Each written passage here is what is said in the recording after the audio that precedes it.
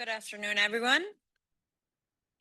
Thank you for joining us today. The June 27th Borders Committee meeting is called to order. First, I would like to ask our interpreters to explain how access interpretation. Please go ahead.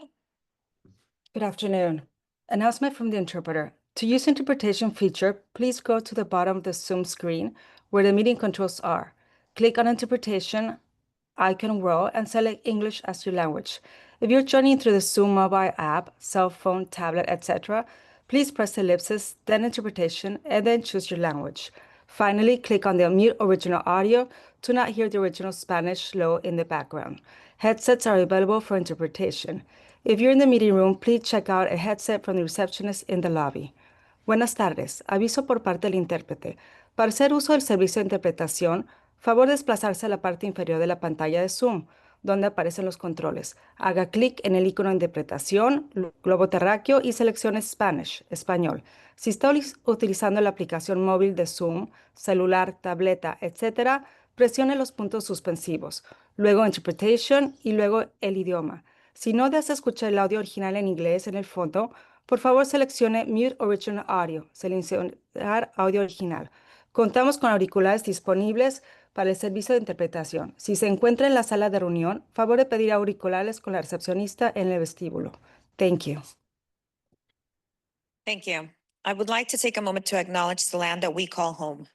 The tribal nations of the San Diego region have historically faced injustices. We acknowledge the harmony that exists between the land, nature, and its original peoples, who have since endured displacement, persecution, and systemic oppression. We pay our respects to the unceded territory and the homelands of the 18 tribal nations in our region, the most in any county in the United States. From 4 cultural groups, the Kumeyaay, Diegueño, Luiseño, Cupeño, and Coahuila. This land has nourished, healed, protected, and embraced them for many generations in a relationship of balance and harmony. As members of the SANDAG community, we acknowledge this legacy. We aspire to learn from Indigenous traditional knowledge and experiences in undoing the injustices of the past. And now I'd like to, at this time, ask Chairman Raymond Welch from the Southern California Tribal Chairmen's Association to say a blessing.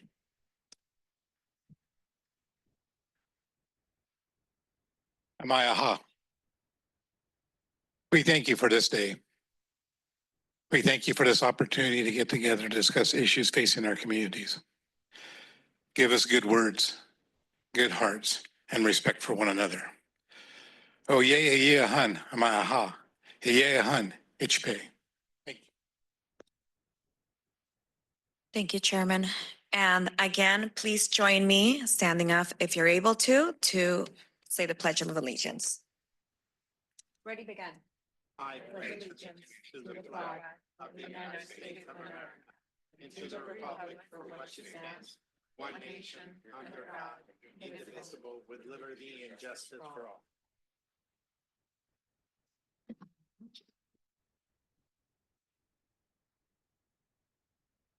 Francesca, can you please confirm quorum? Thank you, Chair. We do have a quorum today. Voting jurisdictions that are absent are East County and the City of San Diego. Thank you, Francesca. Let's move on to our non-agenda public comment. Thank you. As a reminder to the public, no comments shall use loud, threatening, profane, or abusive language that disrupts the orderly conduct of the meeting. Disorderly conduct that disrupts, disturbs, or otherwise impedes the orderly conduct of the meeting is prohibited. Per board policy, the amount of time allowed for each verbal public comment is determined based on the number of agenda items, the complexity of those items, and the number of persons anticipated to offer comment. This allows us to hear from as many people as possible and to complete our business while we still have a quorum. Based on those factors, the chair has determined that today's meeting, each member of the public will be allowed 2 minutes for their comments. And for non-agenda public comment, we have a total of 4 people wishing to speak. We'll start with Hernando Duran and then go to Truth. Hello, my name is Hernando Duran, Director of Tijuana Verde at Tijuana Innovadora. For the past 9 years, we have organized the Green Agora every 2 months in San Diego and Tijuana. The Green Agora is a public forum where we address key environmental challenges in our region. I would like to invite you to our next Green Agora on Thursday, July 10th at 10 a.m. at the Tijuana River Estuary in Imperial Beach. This time, we will focus on the complex issue of the transboundary water in the Tijuana River. We are going to have a presentation from Jessica Hernandez, the representative of Mexico of the Secretariat of the Minute 320 of the Tijuana River. After her presentation, we will open the discussion to explore how we, as local stakeholders, including government, academia, NGOs, and the affected community, can contribute to solving this binational challenge.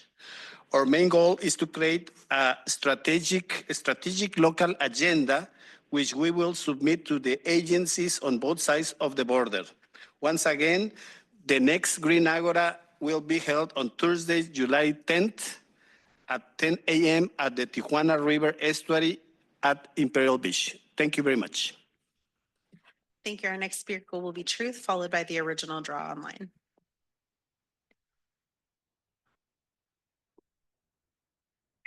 Thank you for that. Where's my pizza delivery? Because if there's going to be a second meeting after the BOD, then those of us who've been here all day should have a catered lunch. All I got is a free copy of Frontera. How did that happen? Can San Isidro Port Director Marisa Marin address some of the safety, cost, and crew projections for the Otay Mesa East crossing? Somewhat related, contrary to the fear-mongering, it seems there's been zero visible effects of tariffs on freight numbers. Now, if Carolina gets her one tariff tax on one highway, things might change. But in all seriousness, I have a health update. I definitely got my fill of more hydrogen sulfide sewage toxins into my lungs because the day after somebody asked me if I've had any other health effects from Mexico's raw sewage since the end of last year, the very next day, while in Imperial Beach, I got bronchial constriction again. Raw sewage is very quickly inhaled, and if not a deadly dose, recovery takes weeks. Been there, done that, so fun. Not as bad as the last time, but that's because Mexico was going nuts with their toilet and illegal dumping during last summer. But things are not much better now because Mexico does not have the wastewater treatment capacity that they actually require. They seem to both enjoy poisoning Americans as much as they enjoy letting their own people live in squalor. Who's triggered? My lungs are. Anyone who mistakenly believes the cartel-controlled Mexican government to be a friendly country, I urge you to go to the TRV and breathe deeply. Then pay everyone who's already been sick medical bills. And you'll have to cover up the cartel murders of American tourists, cartel slave labor going on the gas lamp, countless drug tunnels, pesticide and drug smuggling, and human trafficking at Airbnbs in National City and Chula Vista. So whatever it takes to get Mexico to stop polluting and doing harm, whether it's shutting down commercial trade, increased tariffs, rejecting cars entering from Mexico that are not up to California emission standards, cutting off water exports, limiting all border crossings from Mexico when they have sewage spills, I'm all for it, anything and everything, because as the last comment was talking about, well, what can we do together? No, we've done plenty. We have funded their solutions that are not even good enough.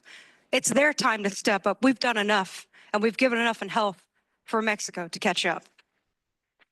Thank you. Our next speaker will be the original draw, followed by Blair Beekman. Had to choose between meetings. There's too many things going on in the county of San Diego. Anywho, yeah, you guys should be concerned about the tunnels that are being dug, that are continually being dug in the Otay Mesa area, right where the ports are. You know, the last one that was found was not finished, but it is something that happens on a regular basis. And with the construction set to start in for the Otay Mesa East Port of Entry, you know, should be concerns about what that looks like because they're using the warehouses in Otay and, you know, starting in homes in Tijuana. So, you know, if you guys really are concerned about things, you should be thinking about looking into that and also being concerned, as I told the board of directors, about the dog tag that I found in San Isidro that I told you guys about. That is from a Muslim soldier, and all of the potential sleeper cells that have come into our nation because you guys continue to tell the people that the border was secure and that there was no problem, and we are flying in Afghan refugees that are potential Taliban terrorists. and, just incentivizing all of these people to come, not doing any kind of vetting, assuming that they're seeking asylum, but knowing that we have Al-Qaeda terrorists in our nation that tell us, you don't know who I am, but you'll find out soon. And we are set to find out pretty soon. And that is due to the negligence of SANDAG and all of the boards across the county who, instead of doing something to stop it, we're spending money to incentivize it and encourage these people to come. And so it is, just very negligent. That's why none of you should even be making any kind of decisions when you lie to the people and you literally tell them the border's secure when we had so many millions of people coming across our border. It's ridiculous the way that you guys want to do that because you sit there and you get paid to do it. But, when the consequences come down the pipe, which are potentially happening, and if you think that, 9/11 was done by those type of individuals, you should be concerned another one is coming. Our final speaker will be Blair Beekman. You can go ahead. Hi, Blair Beekman. There's an important City of San Diego public meeting today on the future of ALPR use in San Diego. It's come under concern and question because of ALPR data collection use. It's then shared at the state and federal level that's been very questionable. I think it's been very, very admirable that SANDAG has done a really nice job in the past few months to have ARGIS meetings, a public process, or ARGIS agenda items and subject matter. So here at Borders Committee and at Public Safety, you've been having many ARGIS agenda items, and thank you for that. You're trying to create a sense of trust and understanding and accountability. I hope you can continue those things. I think we need to seriously review how our data collection is being shared with federal agencies. The City of San Diego SDPD at the end of May made some new decisions in how they share with federal agencies their data collections. They changed it. They're holding things back a little bit more now.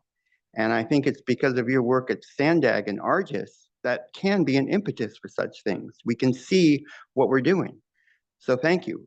Continue that good work and effort. We're at a really important time to make sure that military tactics aren't used by ICE when they're in San Diego and county. I think we can really ask them to not do military tactics in the future, no matter the state of our international system right now. I think we can ask for peace at the local level, and that's through working through open democracy and best practices. It's a great defense at the local level to ask for peace and not war, and to avoid war. Thanks. Good luck in our efforts to continue your good efforts. Thank you. Thank you. That concludes the public commenters. Thank you, Francesca. Are there any non-agenda member comments at this time? Seeing none, at this point, I'll turn it over to our CEO, Mario Orso.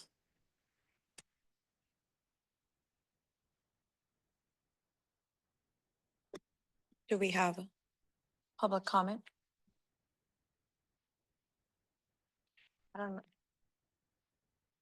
Hello, Hi. public comment. I'm Rudy. I am Councilwoman Colleen Wallace's husband. I just want to thank you people for here for doing what you're doing, because if it wasn't for you, I don't know what it would be.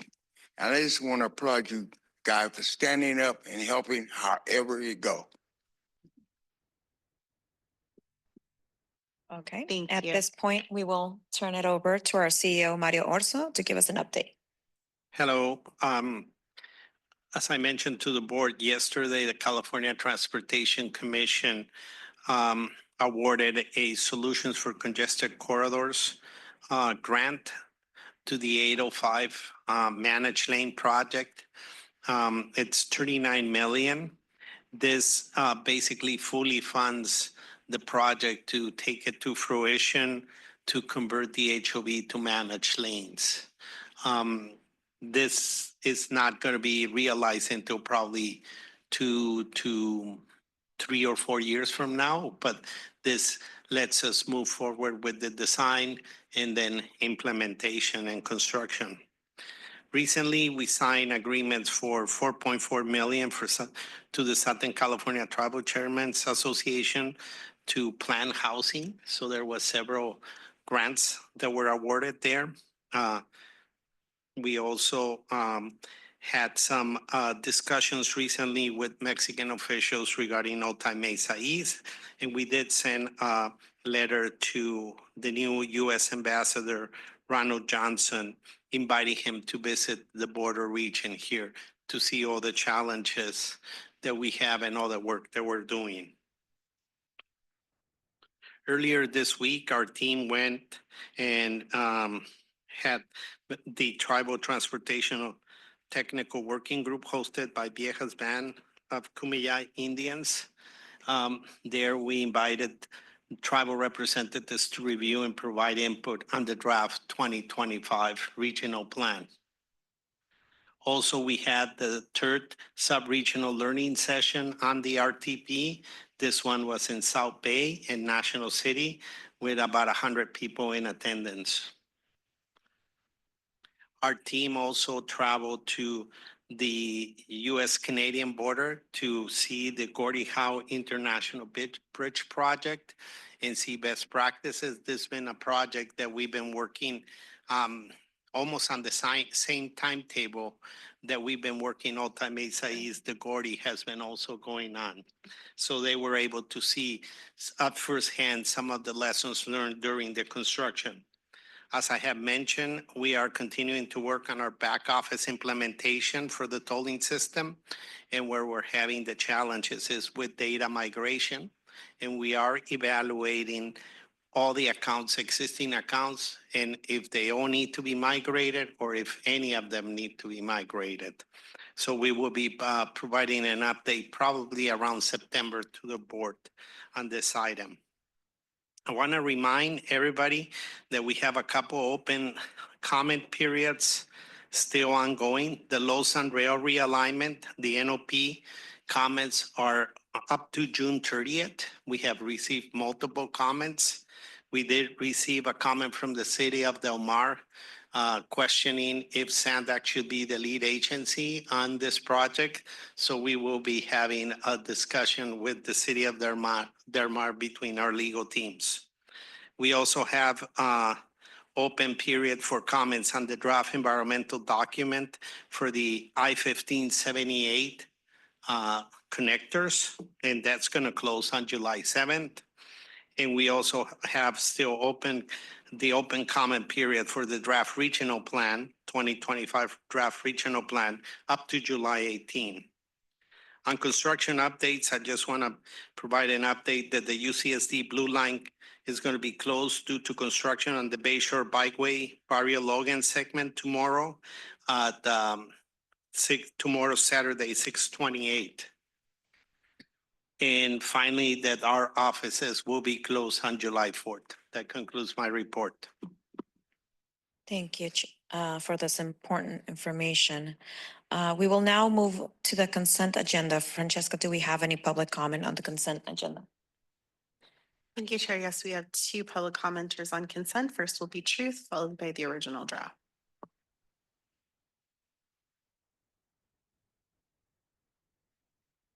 Apologies, just the original draft, then you can go ahead. Yes, we were talking about the safety plan for last time. And, it's concerning when you guys don't have any kind of a safety plan for, when people are invading our border and there's potential terrorists that are coming across. It is, very dangerous to think about all of the people that have come and, what potentially could come to the pipe because of that. There should have been measures in place to make sure that none of this was taking place, that you guys weren't sitting here telling people that the border is secure, that there's nothing to be concerned about when there are sleeper cells in our nation and when there are potential, terrorist attacks that are going to be happening, especially with the wars and or not wars and or wars, who knows what's going on in the Middle East. But these are all things that we should be concerned about because of what's taken place over the last several years many years, in fact. I mean, just anybody coming across. And this is all going to lead into a surveillance state using Palantir and AI to bring in a digital prison that should be concerning to everybody. So for everyone that's worried about, automatic license plate readers or just things like that, what is coming down the pipe from this happening and having all of these people be in our nation that nobody really knows who they are and what their intentions are. And if America sits here and destroys other countries, gets in everyone's business,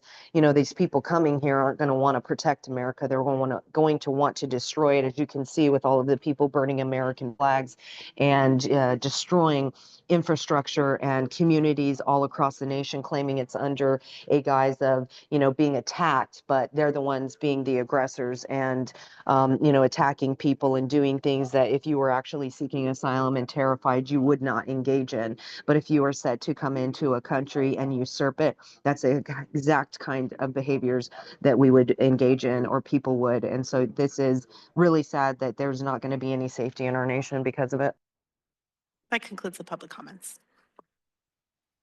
Thank you. Are there any committee member comments? Seeing no further discussion, may I have a motion to approve the consent agenda? Second. County of San Diego, second by our Vice Chair, Eric Joyce. And at this time, I have a motion and a second. Can we please vote? And it's going to be on your remotes. So yes is vote 1, no is vote 2.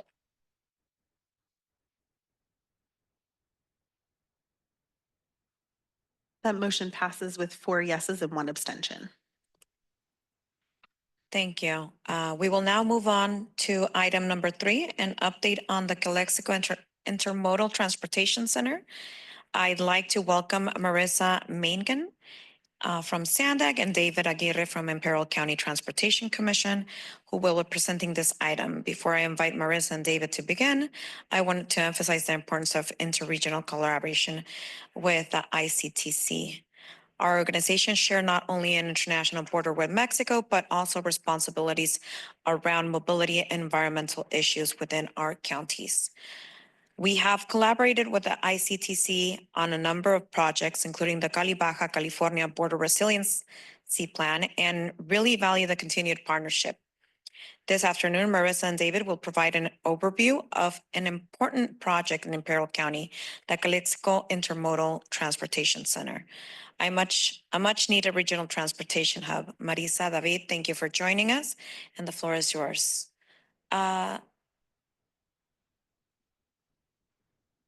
David, do you want to join us up front? Yeah. Thank you so much.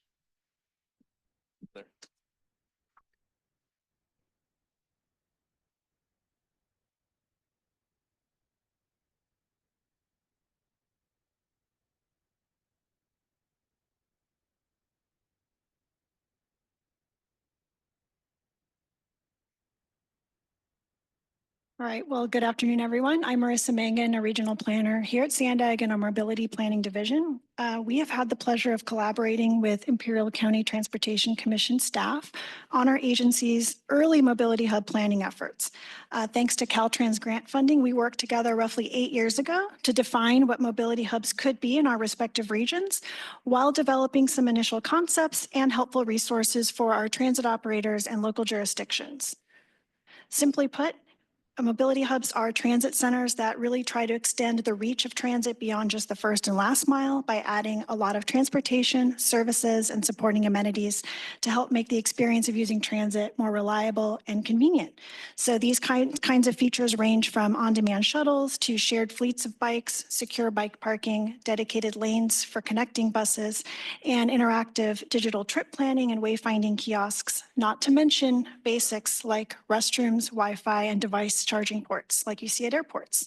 The hub concept has been included in the last couple of SANDAG regional plans, and it continues to play an important role for how we maximize our investment in transit to ensure a pleasant and reliable experience for all.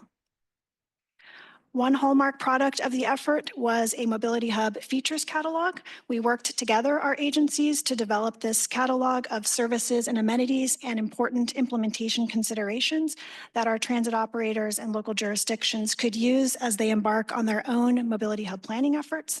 And we even used the resource to add biking-related amenities to our mid-coast trolley stations as an example. Visual simulations of what some of the major transit centers in our region, like the Oceanside Transit Center, could look like were developed, and it was great to see NCTD and the city of Oceanside latch on to some of those concepts as they've proceeded to start to redevelop that station and integrate some of the features and amenities into their mixed-use development. And this is, of course, helpful as folks from regions to the north make their way down to the San Diego County region using Oceanside Transit Center as a true gateway for their mobility needs. During our collaboration with ICTC, they made sure to include thoughtful engagement with the public, doing targeted outreach at places like Brawley and Calexico to talk to residents in person about some of the features that they would like to see at Mobility Hub transit stations in order to make sure they get integrated into their implementation plans. In the San Diego region, my planning department colleagues have made wonderful progress on Mobility Hub planning here locally for the San Ysidro Transit Center. This short video clip conveys where things are now and how it could look in the future with a lot of near-term upgrades. Some of the near-term upgrades that have already been identified are an additional trolley track terminus, MTS bus bays, a southbound bus-only lane, a protected bike connection, widened sidewalks, and expanded curbs. More long-term station improvements would include new transit connections, transit-oriented development opportunities, and new technologies for enhancing mobility. Initial planning and community visioning efforts will help define concepts for the San Ysidro Mobility Hub long-term, and I believe that effort's supposed to continue through calendar year 2026. I'll hand it off to David next so he could share some exciting updates on how ICTC is bridging hub planning with implementation. Thank you, Marissa. Really appreciate the introduction and obviously appreciate the partnership that we've had with SANDAG in developing mobility hub strategies and implementing those strategies within our transit centers. Thank you again for the opportunity to speak here and present the Calexico Intermodal Transportation Center to the Borders Committee and again, our partners here at SANDAG. This guy. So before I dive into the project itself, I just wanted to share a little bit of information in terms of our transit center portfolio. We have soon to be five transit centers in the Imperial County. We have the El Centro Regional Transportation Center, which is the focal point of our transportation system.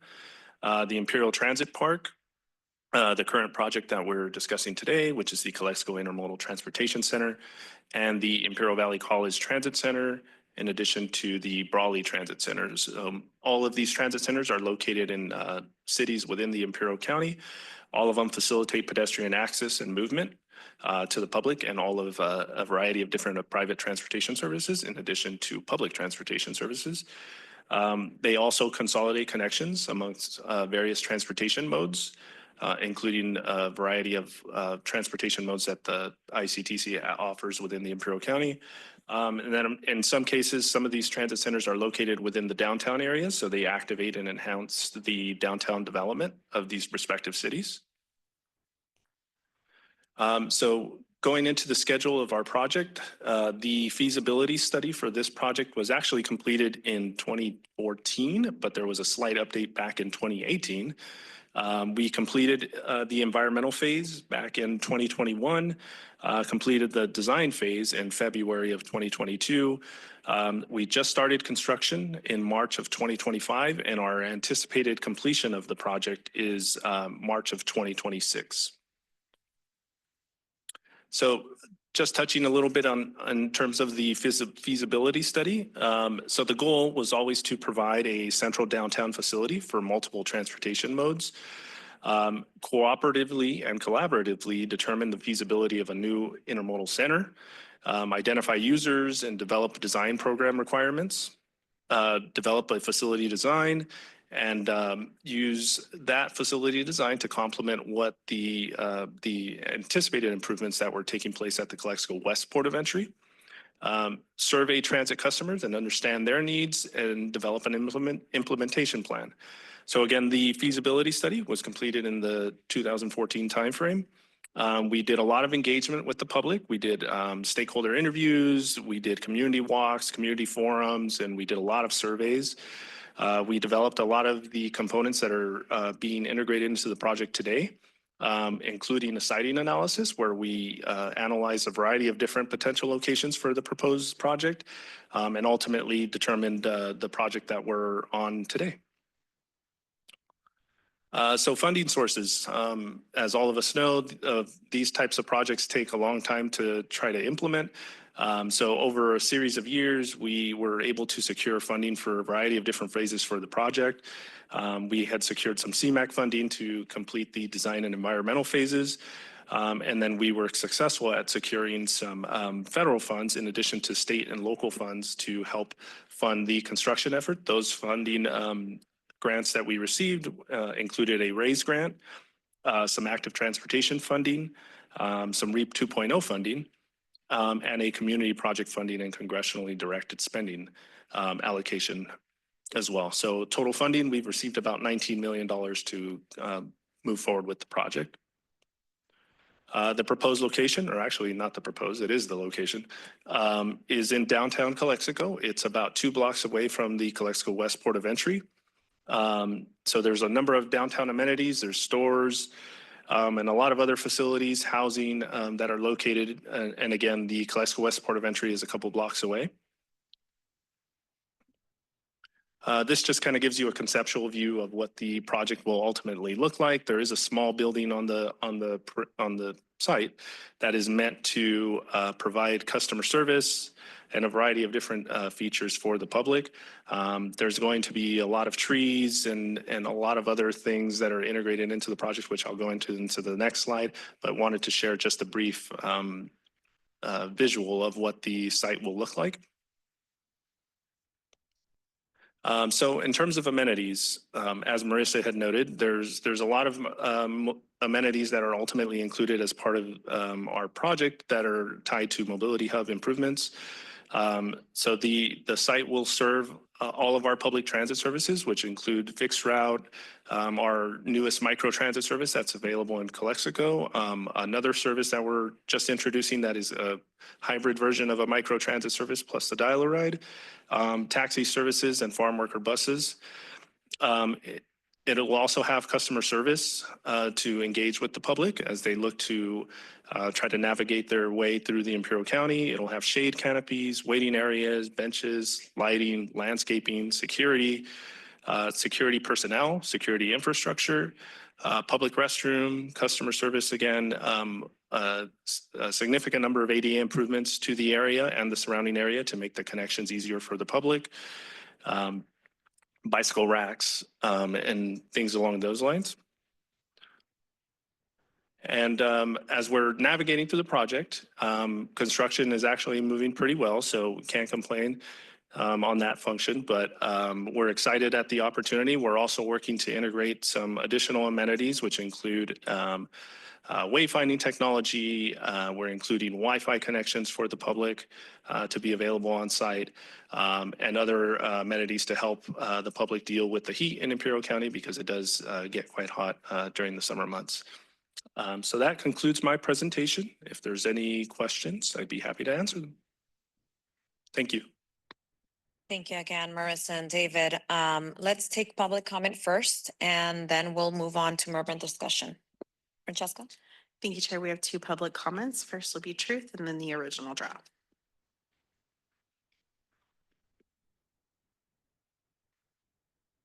Sorry if my 3 looked like a 2 earlier. For safe and efficient ways to connect to stations, take a look at 8th Street, Trolley Station, National City. People walk under a dirty, dark underpass full of trash and dangerous cracks and holes to get to the city's west side core. As far as amenities, for highways, there's call boxes and roadside assistance. For bikes, there's lockers if you could sit to giving away private information about yourself. There's definitely no brake stations along those multi-million-dollar connected lanes. For public transit, there's not even restrooms for people's long journeys. There's also not enough convenience stores, and sometimes there's not even a bench or a shade/rain cover. For pedestrians, more trees or shade structures and sidewalk repairs are needed in some cities, especially San Diego. I find it strange that whoever took the amenity survey and probably did not find phone charging outlets to be important, because having outlets to charge devices is incredibly important for long transit journeys, especially when people need to make other connections using their phone to get to where they're going, or the public transit runs into an issue or delays, which is a guaranteed eventuality. I would have liked to see more pictures of all the stations in Imperial County, because not much for me to talk about. I find irony in the $12.9 million grant from the Department of Transportation to allegedly rebuild American infrastructure when it's really about bringing over cheap labor from Mexico. Hence the concept drawing showing a place for the day laborers to get picked up by the busload. The San Isidro trolley station is not a station I find needs to be prioritized any more than, say, El Cajon Transit Station or America Plaza Station. And I know that the South Bay Blue Line is very well used, but do not neglect other major trolley stations just because some have a border bias. Everyone deserves equal access to amenities, especially when it's the entire county's tax dollars being spent on these projects. East County has been very underserved for decades by SANDAG. El Cajon is a major transit hub. It serves 3 trolley lines. Without them, people can't work in downtown San Diego. And you can't tell me that anyone coming from Mexico is any more important than those in East County trying to get to work. Those are legitimate American citizens. And also, please get rid of that outdated Hassan era graphic with the self-driving, ugly computer cars and expensive Thank you. wayfinding Your signs. time has expired. Our next speaker will be the original draw. You can go ahead. Yeah, we need to be careful with this wayfinder stuff or any kind of this smart technology because it is used to collect data. They're data harvesting, infrastructure. Of course, it provides other things, but people don't really look into that type of stuff. And as we're set to have like our digital prison come in with Palantir and AI, those are things that should be concerning to people. But what should be more concerning as well is you better not be putting any kind of electrical vehicle or infrastructure in this area because as you sit here and talk about things that are going to be helping, move things along quicker, anytime you make everything electric, whether it's, heavy duty trucks, buses, all of these things, it's actually going to impede the ability to not only move commerce, but move the people that you need to move. They're also detrimental to our health through radiation poisoning that is very extreme that comes from all of this, as well as they are lithium bombs. They can combust from the fumes. There's so many things that are wrong with it. I mean, if we're sitting here worried about fires, we shouldn't be, installing things that are going to, potentially burn the entire county down. But I guess who cares, right? When there's a plan to, just put everybody densely in an area, as long as you start burning those places down, you'll get people to move pretty quickly. But, when you're doing that kind of stuff, you should be talking to owner operators and people that actually, engage in that kind of commerce to see what their opinion is and whether or not, because you don't even have infrastructure that is all over the place that would make it feasible to put any kind of this technology in. And I got to go talk at the city. I'm done. That concludes the public comments. Thank you. And now I would like to open it for member comments or questions. Steve Castagna, please take the floor. Thank you, Madam Chair. David, I wanted to ask you, the 2014 study, was that the one that was completed by Hewitt Zollers? Yes. It was, okay. So I have a little pride of authorship because my company did all the data collection and all the outreach. And I take umbrage with one of the statements from the community speakers that talked about this was just prioritized for people coming across the border. And all of the board surveys we did transit stop surveys. We did surveys actually of folks coming across the border. And what we found was significant of folks that need and will use this transit center are folks that live right in Calexico, folks that basically live throughout Imperial County. I do agree with one statement was made. The transit stops in Calexico, as we did an inventory of all of them, are quite needing. They're wanting. So this is a I've done a lot of studies in my career, and you always sort of scratch your head about the ones you do and you never see them fruition. But 11 years later, this makes me very proud to see that this thing was actually moved forward. It will provide a very needed service for not only people that cross the border every day for work, but certainly the people that live and work in Imperial County. And so I just want to commend you and, under the auspices of ICTC, Mark Baza was the executive director at that time, and SCAG was I think the funder of the study. And I just want to please, convey my appreciation and good luck moving forward. Thank you very much. We really do appreciate it. Anyone else? Melina Pereira from Caltrans. Caltrans has collaborated with ICTC on this project since its development in 2014, and we are very excited to be partners with ICTC and the City of Calexico in making this center a reality. With the help of funding through California's Active Transportation Program, the community will have accessibility to multiple transportation options when this center is complete. So we're very excited. Thank you. Colleen Wallace from Riverside County. I want to congratulate you guys because when I first got into SCAG in 2018, and this was on the agenda, and I am so happy this is moving forward. Now, can y'all come to Bannon and help us out? Woo woo! I'll certainly try. Jesus Escobar from Imperial County. I was waiting for your cheer there, so I was going to tease you. You didn't do it, but you did at the end. So thank you for that. Having lived in Calexico for 52 years, it's and knowing the area and how, unfortunately, how underserved and dilapidated the downtown area has become for the past decade and a half, roughly 2010 up until now. This is definitely a shot in the arm for the business and the commerce, the underserved community. I mean, it's a whole gamut of positivity that will be affected by this investment in Calexico. So appreciate the hard work of everybody involved. You mentioned Mark Baza, who obviously started this a decade ago. So again, thank you. Appreciate it. Anyone else?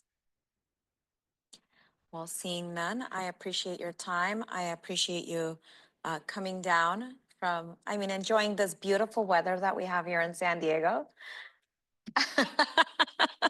It's only 115 at home, so not too bad. Very casually.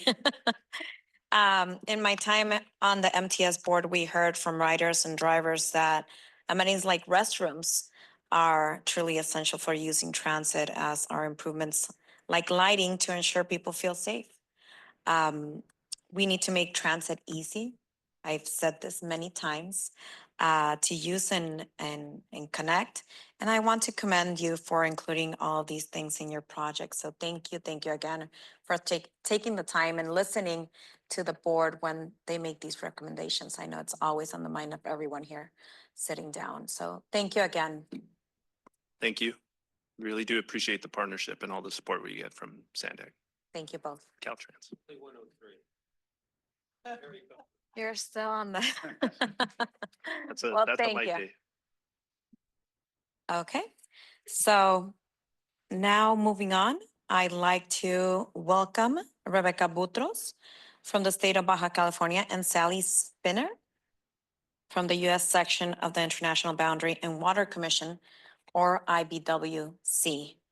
I want to thank both of you for accepting the invitation to provide updates on this sensitive and urgent topic. Cross-border sewage continues to have a serious impact on our communities on both sides of the border.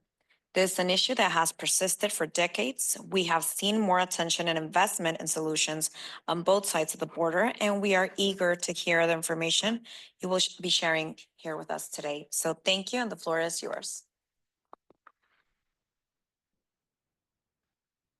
Hi, everybody. Thank you for having me. It's a pleasure to be here. Drew, it's good to see you again as well. So the first slide, it says the plan is already in the process of stabilization, but this is an old slide. The plan is completely working. It's 100% stabilized. Construction is 100%. And the only reason we're calling it 99% operational is due to what we're going to do with the sludge. As you can see here, we have a little a little map of how the plant is distributed. So you can see we've got the pretreatment pumping station, distribution box, the primary sedimentation tanks, and everything that's on there. This is what the plant looks like right now, but this picture was taken, let's say 4 months ago. And this would be the order and how it works. So it goes through pretreatment, then to the pumping station, through the distribution box, then to the primary sedimentation tank, into the biological reactor, then into the secondary sedimentation tank, and therefore. To this point, both the plant can work in 1 or 2 trains, so it can work independently or all together. By March 2025, we had the first train be completely stabilized, and it was making progress. And by April 2025, the second train was fully stabilized. So these are already working. And there were a couple questions regarding how the energy was, being shared with the plant. So we have an energized by CFE, which is Comisión Federal de Electricidad, and it's helping, give all the energy for the plant to function effectively. And finally, this would be, the picture when we had Governor Newsom visit. But we have had a couple different visits. What was it, 2-3 weeks ago, give or take, that we had Commissioner McIntosh visit the plant. We had Sally obviously there. I've got the superstar next to me. And basically I can say that we're treating 800 liters per second on a daily basis. And we're just, we're working with San Diego, we're working with IBWC, and they are working really quickly to get the South Bay International Plant ready. So if there's any questions that anybody would like to ask. I think we're going to go to the next presentation, and then we'll, I think we're going to have an exception because our CEO wants to ask a question. So. Hi, welcome, Rebecca and Sally. I think it would help for the board members, the public, and the people looking at either live or in the future in the video, the big picture, zooming out. Okay, so we're having a conversation of how both countries are trying to deal with the Tijuana River sewer issue. So we just got a presentation on a Mexican plant. The plant is called the San Antonio Los Buenos. Where does it pick the flow, how big picture, I don't know if Sally, you could give us the big picture of how the partnership works in trying to deal with this item, because right now we just heard about a plant update, and how do we connect the dots? So I'm just going to I'm going to rewind, and I'm going to give a little brief on how this happened. So first of all, I would like to start off by saying, and something we, as a Baja California current administration, we always do apologize for 30 years of having administrations that were not looking into this as a problem and transport pollution. So Governor Avila, which is our current governor in Baja California, she went up to the past president, Andrés Manuel López Obrador, and she actually, started working with him to get the funds and have the military work on this treatment plant. So there was this was constructed in less than a year and a half, and once we got the funds, the only commitment was, okay, Marina, I'm going to give you the funds, but CESP will be taking care of it. And CESP is the state commission, which is in charge of all of the water. So once we started working and we were looking into the bidding into who was going to do it, that was going to take a long time. So that's how President Andrés Manuel López Obrador decided that having the military, the engineers from the military would be designing the plant, and we would be hiring different companies and construction companies to work with them as well. Do you want to add something? So I think when we get into my presentation, you'll see in the second slide, I don't know if your microphone is turned on. It's on now. Okay, is it on now? Yes. Okay, good. I think when we get into my presentation, the next slide shows kind of an overview map of the system. And I think I can use that to help talk a little bit about the bigger picture of how the Mexican plant fits in with what we're doing and some of the other infrastructure improvements that are underway.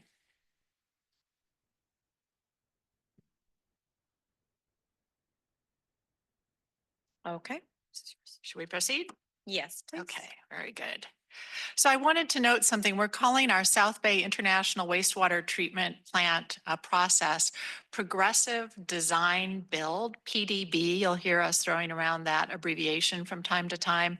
And the traditional way to move forward with a project is you put the design out to bid, you award the design to a company, they finish the design, and then you start another procurement process to go to construction. I'm sure you know this better than anyone. And we wanted to be able to advance that and have some flexibility in the process. Really, congratulations to Baja for using the Defense Department to accelerate theirs by getting rid of some of that upfront procurement process. They were able to cut like a year or two off of their process as well. So I want to note that both countries are working to try to accelerate their respective projects. So this is the overview that I wanted to show you. This is a simplified drawing. It doesn't include all of the infrastructure in the region, but I think it gives you a good overview of the key elements of the system. The blue lines are waterways or canyons. So you see the Tijuana River, and at this portion of the Tijuana River, of course, flowing from Mexico into the United States into out to the coast at Imperial Beach. You see PBCLA, and that is a Spanish abbreviation for the IBWC pumping plant. And that plant pumps dry weather flows out of the Tijuana River. So the notion is we don't have the ability to capture the wet weather flows, but we do have infrastructure in place that is intended to address dry weather flows. You have PB1, which is another pumping plant in Mexico. And so you can send water to the South Bay International Wastewater Treatment Plant or to the San Antonio de los Buenos treatment plant that Becky was just talking about. I want to emphasize, though, that our plant does not treat river water. We are treating wastewater that is in the sewer pipes coming from Tijuana. So we treat right now 25 million gallons per day at our plant. That's been the capacity for about 30 years. And then the Mexican plant is treating 18 million gallons per day. And then we still have, unfortunately, water that comes across in the river without treatment, and as well as water that is being discharged without treatment at that spot south of the border where the treated effluent is also discharged from San Antonio de los Buenos. One of the things that we're interested in seeing is they are mixing the treated effluent from the San Antonio de los Buenos plant with the untreated flows that are still arriving there until we expand treatment capacity. And we think that that will have an improvement in water quality of those discharges, and they are being chlorinated. You will also see those other little blue lines that are not the river. Those are some of the canyons that we have, and we're downhill. And so what happens is you get wastewater flow or stormwater flow in those canyons that comes into the United States. We have canyon collectors there where we are actually able to capture some of that flow and pump it back to our international wastewater treatment plant for treatment. However, again, during wet weather conditions, we don't have the capacity to capture and treat all of that flow. So during wet weather conditions, it flows down into the Tijuana River Valley and into the United States. So we are working on the rehabilitation and expansion of the South Bay International Wastewater Treatment Plant. This is one of the projects, along with the project that Rebecca just talked about, identified in minute number 328. A minute is a binding agreement of the International Boundary and Water Commission that we signed 3 years ago. And it includes 17 different projects, including these wastewater treatment plants, as well as work on sewer pipelines in Mexico and pump stations in Mexico, intended to greatly address the deficiencies that we've been experiencing for a number of years now. So our contractor is PCL Construction and Stantec Consulting Services, again, a consulting construction firm as well as a design firm partnering together for the progressive design build. We're expanding our plant. We're doubling its capacity from 25 to 50 million gallons per day. We awarded the design contract a year ago, almost a year ago, and we are expecting to receive 30% design over the summer. And you can see the other design percentages and the current schedule for those. And we are also working on strategies to greatly accelerate the 5-year construction timeline. We have a new commissioner, Commissioner Chad McIntosh. He was the acting deputy administrator at EPA and served with EPA during the previous Trump administration. And that 5-year construction timeline is not acceptable to him. And so he is working with staff as well as our contractor to see what we can do to accelerate that.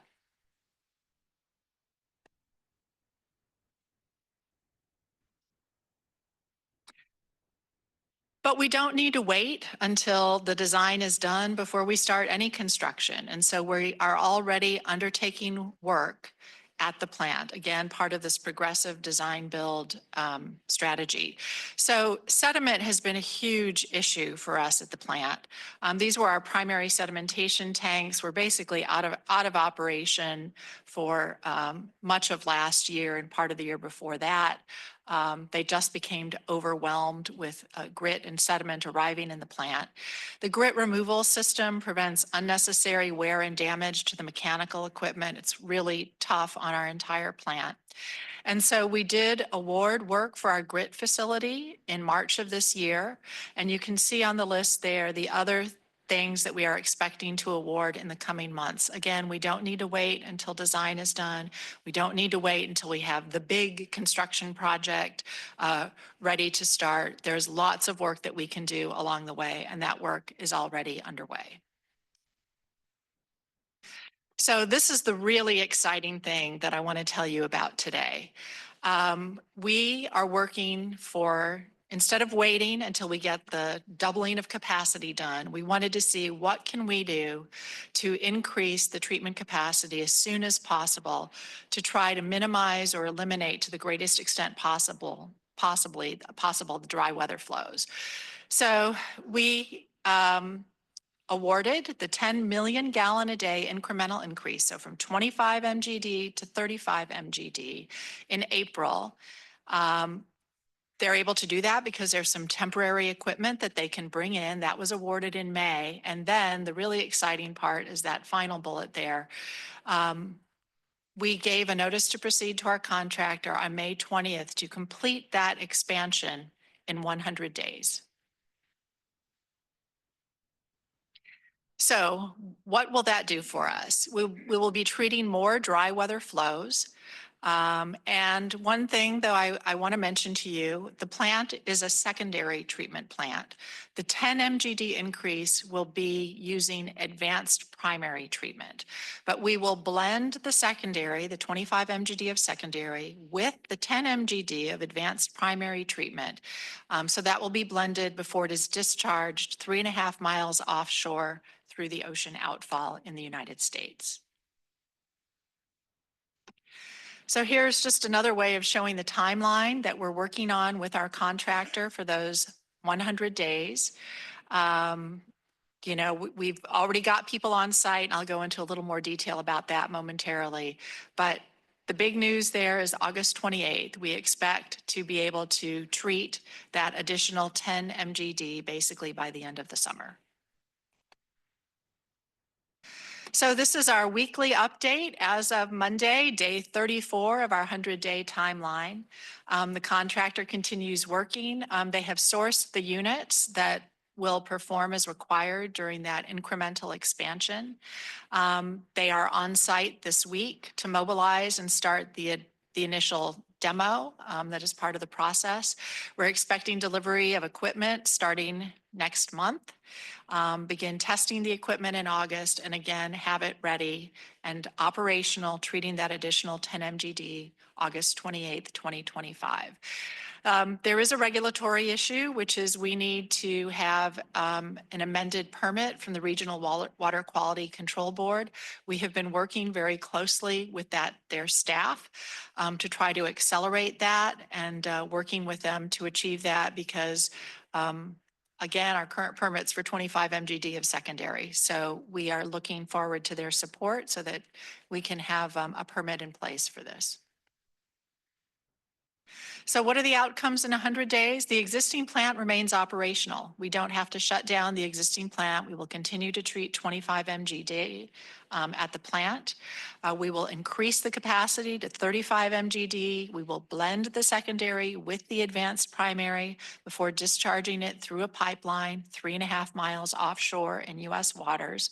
We will decrease dry weather sewage flows in the Tijuana River, and that will lead to improved air quality and water quality. And we are putting out regular updates about this project. You can follow us on X. There's our handle at USIBWC. If you want information about the other Minute 328 projects, we have information in a GIS format. You can click on a map. And it has color coded. Is it in construction? Is construction completed? Is it still in planning? See where the projects are located. See a description of the projects as well. And that is on the International Boundary and Water Commission webpage.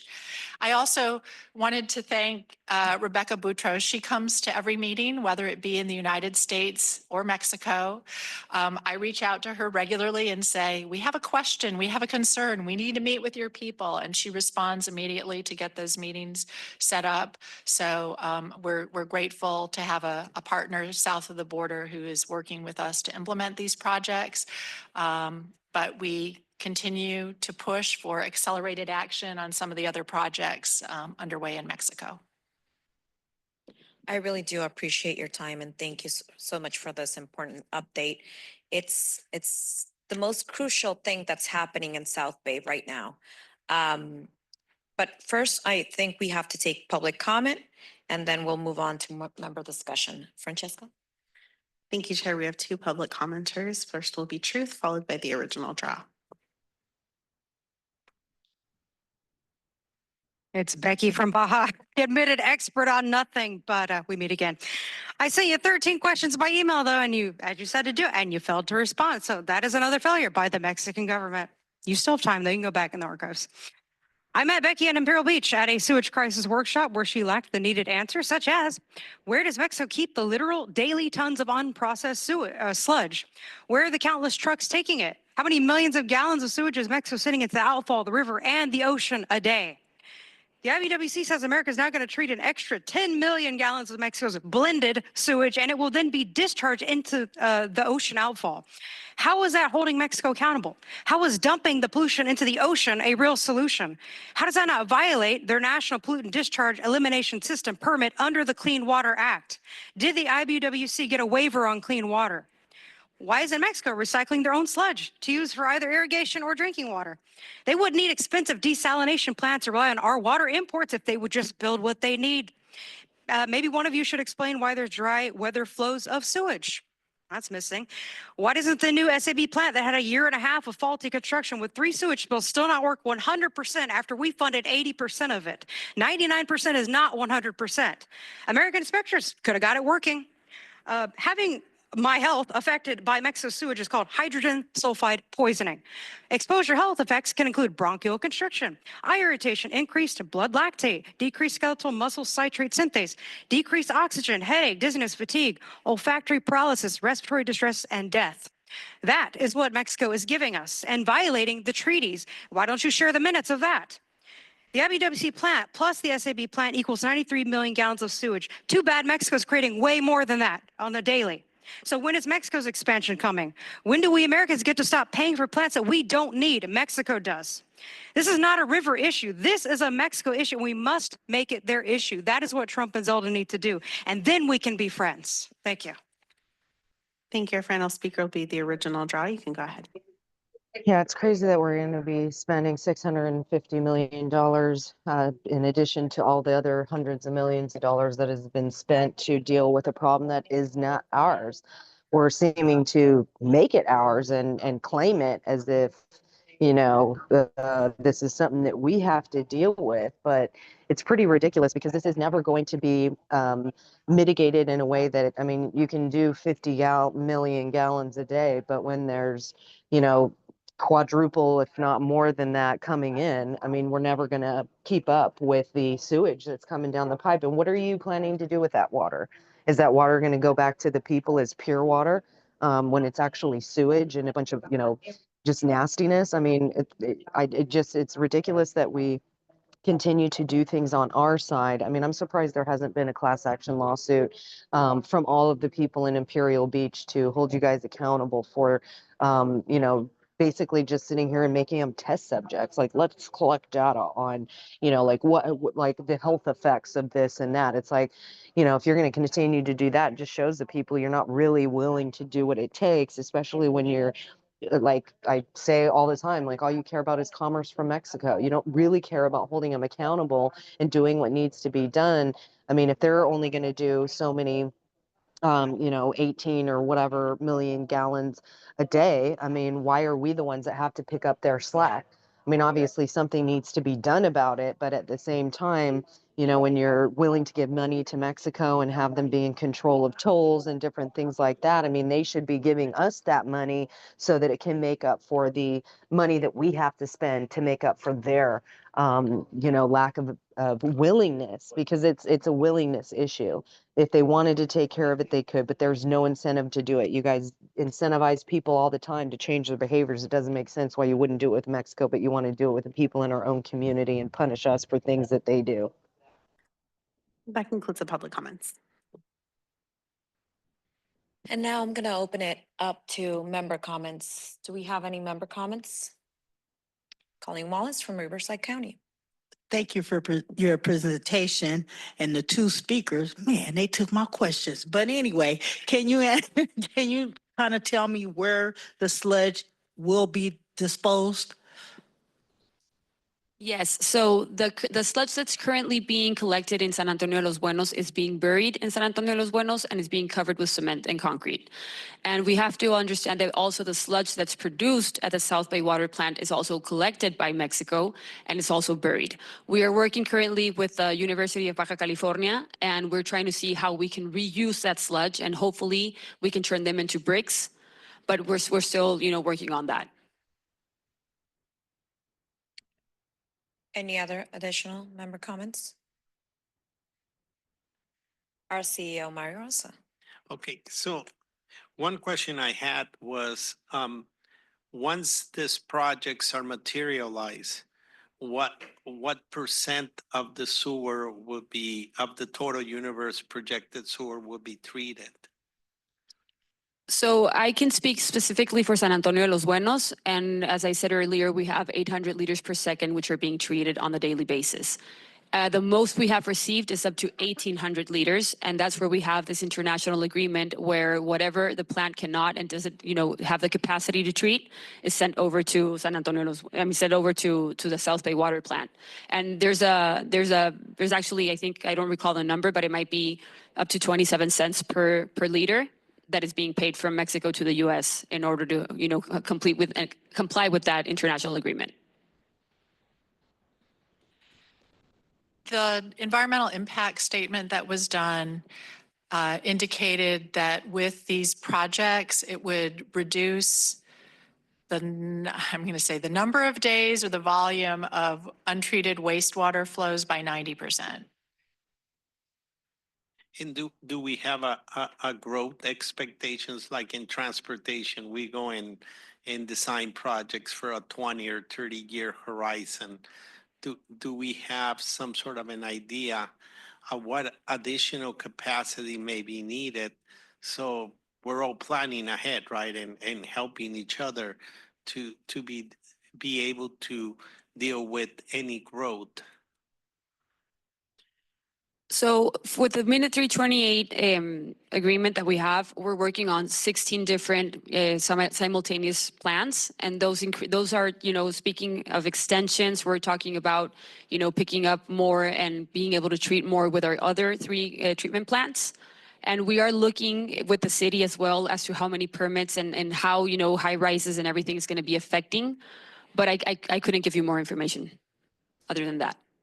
Great, thank you. And I do want to mention one thing, though. When one of the tours that we did at San Antonio de los Buenos, the general noted that there was space to expand and do additional treatment capacity at San Antonio de los Buenos if, there was a need for that. And I'm asking this because we here are trying to help in a way of plan for the future, right? You're dealing with the immediate issue. You have a list of projects that also need to be implemented, but we've taken as a region, together with our partners, our Caltrans, and with Mexico and the federal agencies in the U.S., that approach of having a working group where we will identify climate impacts, and among them this or any other, and be planning for the future of what other things need to happen to be able to grow in a responsible way. So that was the spirit of my question is, if we're planning also for the future, as well as the sustainable cost of the plants, right, and all that stuff, which is where we got in problems right now because we didn't follow up the sustainability of the existing infrastructure. I know that Minute 328 has 2 sections to it. One is the quote unquote immediate projects, which is the projects that we've been talking about here today. And then it also has another section on potential future projects. And the one that I know is of a lot of interest in the San Diego community is a river diversion and treatment system in the future. So there was some notion of potential future projects when we did the Minute 3 years ago. But I think your point is well taken. And I would agree that I think we often play catch up in terms of our infrastructure, and we probably all need to do a better job of working across the border and planning better for the future.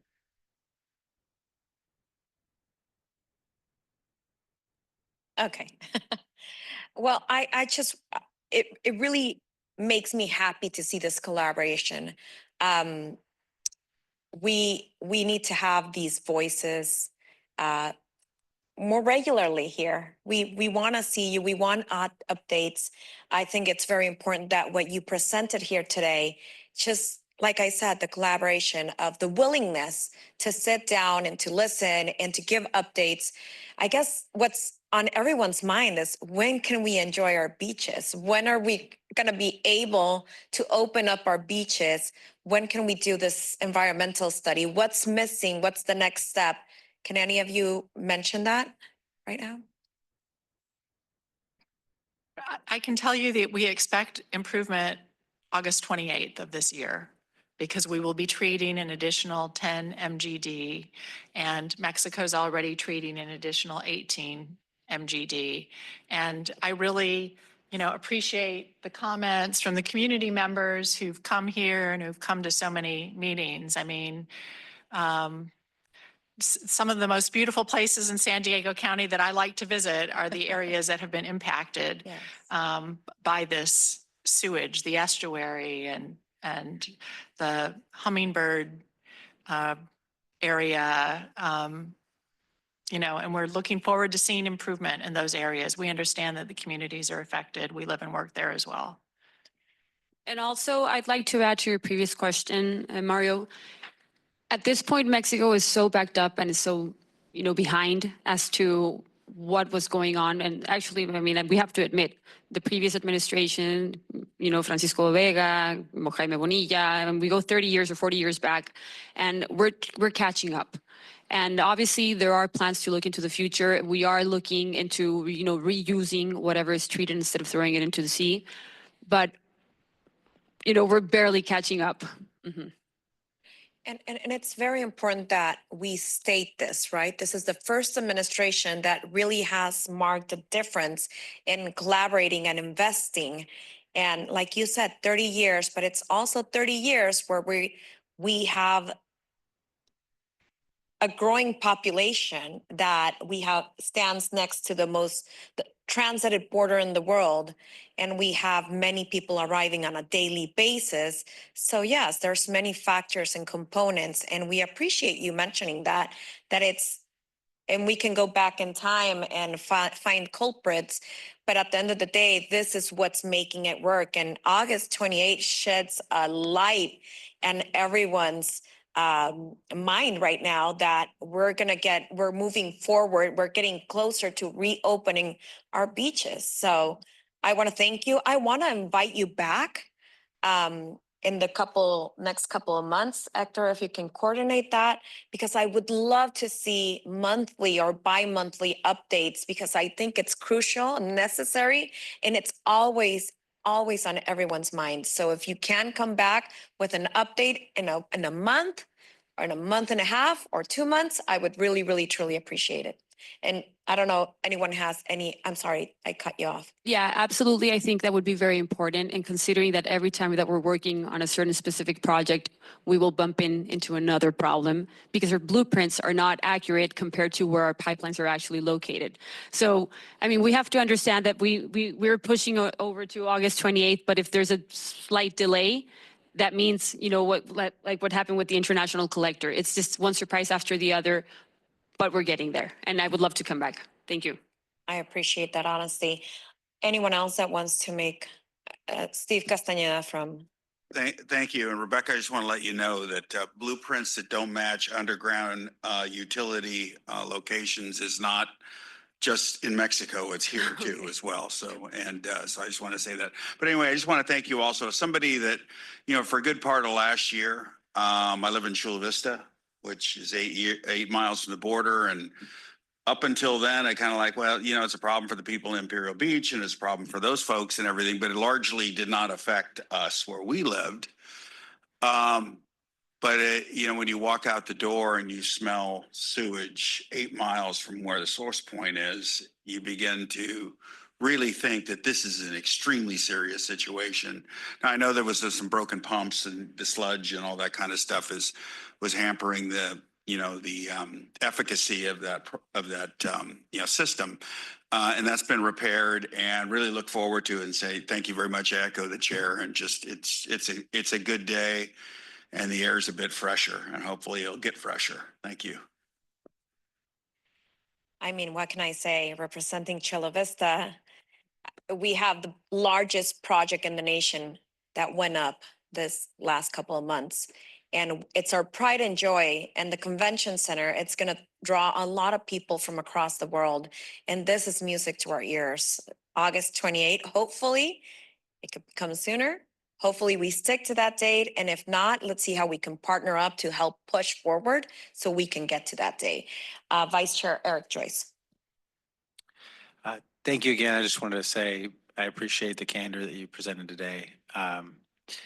This, you know, the border and the water, it goes all the way north. I'm at the northernmost border of the county, and what's clear to me is you understand and are communicating directly about the urgency of the issue. So I just want to say thank you again for being here, and I look forward to updates. The infrastructure being a challenge when you haven't worked on it for so long, and how it's never a straightforward project when you're dealing with something that for decades and decades has not been touched. So I think all of us appreciate the complexity of that.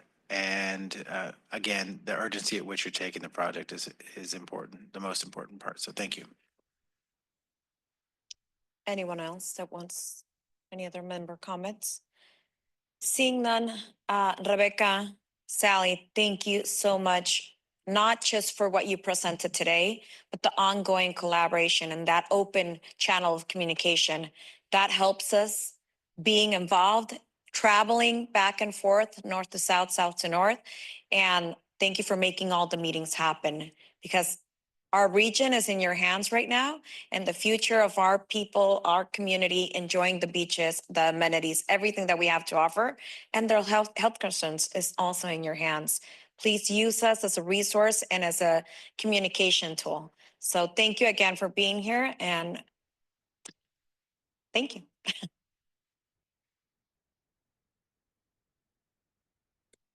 So now, if no further discussion this concludes our meeting.